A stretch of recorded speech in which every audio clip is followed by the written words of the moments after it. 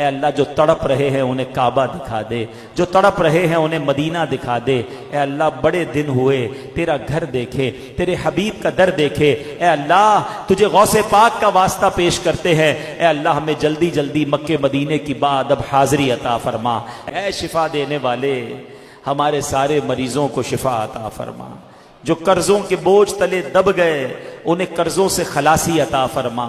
اے اللہ روٹھوں کو منا دے، بچھڑوں کو ملا دے۔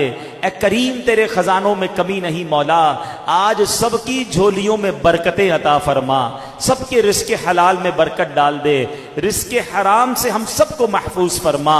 جن کے گھروں میں لڑائی جھگڑے ہیں امن و سکون عطا فرما، جن بچے بچیوں کے رشتوں میں رکاوٹیں ہیں اچھے اور نیک رشتے عطا فرما، جن کے رشتے ہو گئے اے اللہ ان کو گھروں میں خوشیاں عطا فرما۔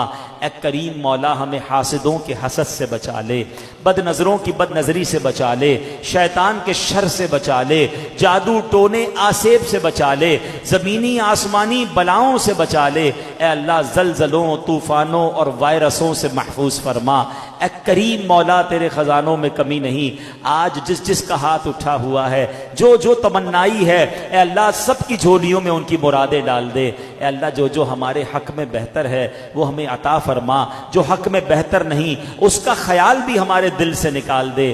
اے اللہ جو تڑپ رہے ہیں انہیں کعبہ دکھا دے، جو تڑپ رہے ہیں انہیں مدینہ دکھا دے۔ اے اللہ بڑے دن ہوئے تیرا گھر دیکھے، تیرے حبیب کا در دیکھے۔ اے اللہ تجھے غوث پاک کا واسطہ پیش کرتے ہیں، اے اللہ ہمیں جلدی جلدی مکے مدینے کی بعد اب حاضری عطا فرما۔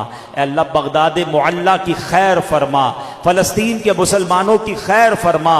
اے اللہ عالم اسلام کا بول بالا فرما، دشمنان اسلام کا منہ کالا فرما۔